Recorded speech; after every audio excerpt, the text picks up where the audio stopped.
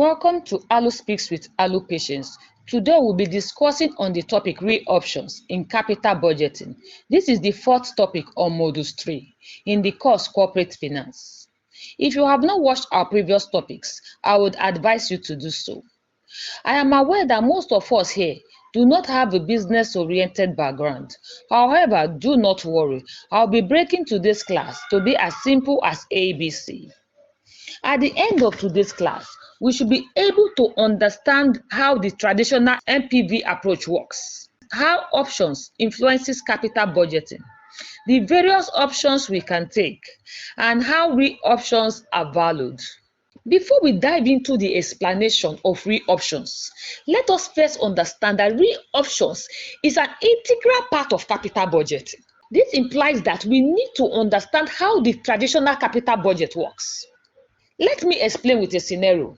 Let's assume we want to undertake a project that will cost us an initial investment of 100,000 naira. And the project is expected to bring in a discounted cash flow of 40,000 naira yearly for the next 3 years.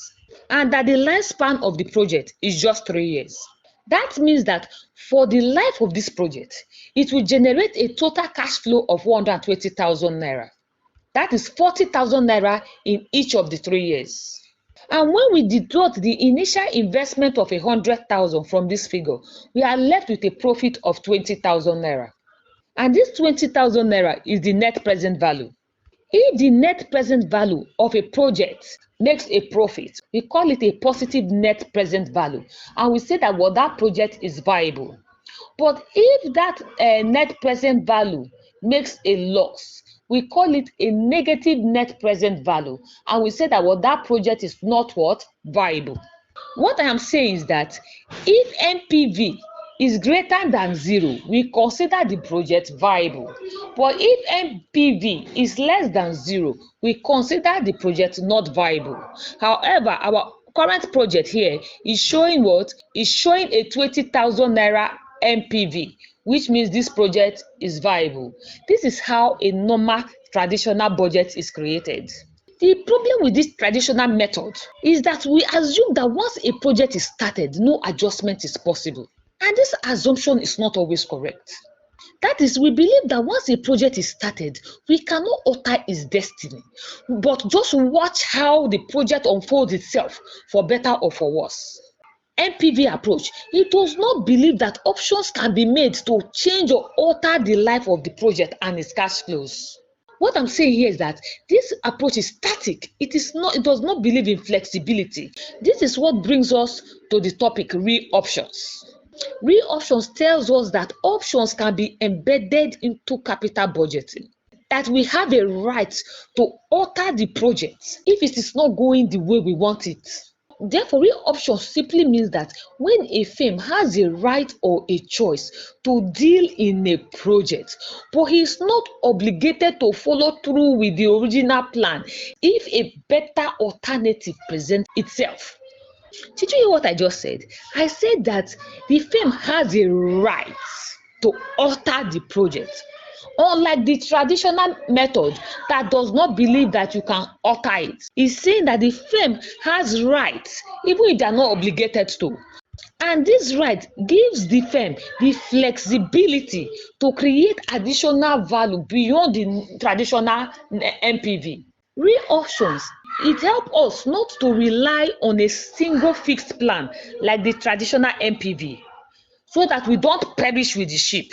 It allows us to react and adapt to changes as they happen.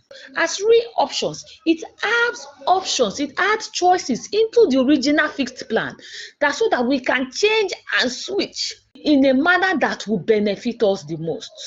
These are flexibilities that we add into the plan. This is us creating possible scenarios into the capital budget so as to help us to navigate the uncertainties between risk and rewards that project may face. When we say options, options can be financial instruments or they can be tangible assets. In today's topic, we are discussing on options as it relates to tangible assets. That is why they are called real options. If you are still with us, please don't forget to subscribe, like, and hit on the notification bell for future amazing topics. And feel free to drop a comment or two wherever you need more clarity. We have different tools or different models that we use in pricing real options. Some of the common option pricing models we have includes the Blask-Scholes model, the binomial option pricing model, the decision tree analysis, the Monte Carlo simulation, and the dynamic programming model. We are not going to go into the complexity of how all these models work, but I will just explain briefly so that you will know how they are used. The Blask-Scholes model is used for single option decision. This model is very simple to compute because it focuses on one option, that is on one scenario. This model is usually used when we want to see if the project can be delayed, a form of wait and see type of option. The binomial option pricing model. This is more complex than the Blask-Scholes model. It is a step-by-step approach that models uncertainty over a period of time. It can be used for multi-staged decisions and options. What I mean here is that we can use it to analyze various options. Whether do we want to expand the project, do we want to delay the project, or do we want to switch to another project? It is multi-choice. And the decision tree analysis, it is more like the binomial model, but in this case, it assigns probability to the different future scenarios we are creating. That is to the different future options we are creating. It is good for visualizing complex projects and for strategic planning. The Monte Carlo simulation is a computer-based simulation. Here, thousands of possible scenarios can be created. And this type of simulation is best where the level of uncertainty facing that project is very high. Then the dynamic programming model. This is a really complex type of model because it handles multiple interactive options, an option that may lead to another option that may lead to another option. It is best for large-scale strategic investments. So what are the possible options we can take when planning a capital budget? When planning a project, we can embed different types of options into that project, like an option to expand the project, an option to delay the project, an option to abandon the project, and an option to change the scope of the project. Let me explain this. Option to expand. Here we are saying that if the project is doing so well and it shows potential for future growth, we can decide to add to the initial investments. Or when we see that the market condition remains favorable or is getting more favorable, we can decide to expand. We can even take up a project that we can see has a negative NPV, because this project that has a negative NPV allows us to take another project in the future with a fantastic NPV. That is, we can take up an initial project that is necessary to open up future investment opportunities. Options to delay or options to defer a project. This is a timing option. We can embed an option to delay a project if we realize that such a postponement would increase the value of the project. We can decide to postpone a project until more information is available, or because the market is currently unfavorable and we choose to wait until the market conditions improve, or even wait until some uncertainty surrounding the project is resolved. We can even delay a project because the opportunity has not opened up. Maybe other competitors are currently in that market and we are waiting for their license to expire before we go into the project. We can also embed option to abandon a project into a capital budget. That if we realize that the project is not going as planned, or we are stuck, or we have started to suffer loss, we can easily choose to walk away. The option to abandon is the option to exit from the project. And when we decide to abandon a project, we can decide to sell off the asset and salvage the value, or wait till the assets appreciate and sell them off. But if abandoning this project does not bring liquidity but create extra cost, then we may have to decide not to abandon the project. Let me explain. Assuming we have an oil well and the oil well is not doing so good, and we decide to abandon the oil well, only to realize that even after abandoning this well, that we still incur some costs, like cost of maintaining the site, wages of securing the site, and other expenses. Then we can now choose an option to continue the project until the cash flow becomes even more negative. We can even embed the option to change the scope of the project into the capital budget. That is, midway through the project, we can decide to change the scope of the project if we realize that there's a better option, like switching from producing our own raw materials and sourcing for raw materials because it is a cheaper alternative. Or we can change the scope of the project because we want to downsize the operation, maybe during a period of recession.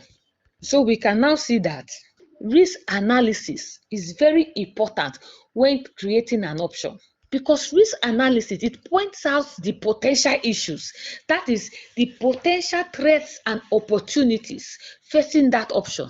Then re-option provide a strategic response to the information provided in the risk analysis. We can see that risk analysis and re-option, they help to create an adaptable business situation, a business environment that can react to change. From what we have been saying, we can now see that options are built into investment projects so as to allow the firm to adapt decisions to future events as they unfold themselves. Unlike the traditional NPV analysis that assumes a fixed path, embedded options recognize that managers can respond to uncertainties. By embedded options. It means opportunities within a project that gives the manager a right, but not an obligation, to take certain actions in the future to improve value or to reduce loss. It represents managerial flexibility. So how do we use options in conjunction with traditional capital budgeting? We first of all calculate the traditional NPV. Then we identify the various options that can be made, the various alternatives that can be embedded into this traditional NPV. After you have identified these options, you now give them a value. You quantify those options. You can now add the valued options to your traditional NPV to get your expanded NPV. And decisions can now be made on this expanded NPV, on this total value. So how do we value options using the option pricing model? One is to first of all identify the option. Is it an option to invest, an option to grow, an option to abandon, an option to delay? This is more like the call and put option in financial instruments. After you have identified this option, you now map project variables into the option variables. That is, mapping variables into the options inputted. Then apply the option pricing model you choose. Remember, we discussed on various types of model: the Blask-Scholes model for simple cases, the binomial model for more flexible and realistic cases. Then you interpret the results. If the option value is high, this is added to the traditional NPV to get the expanded NPV.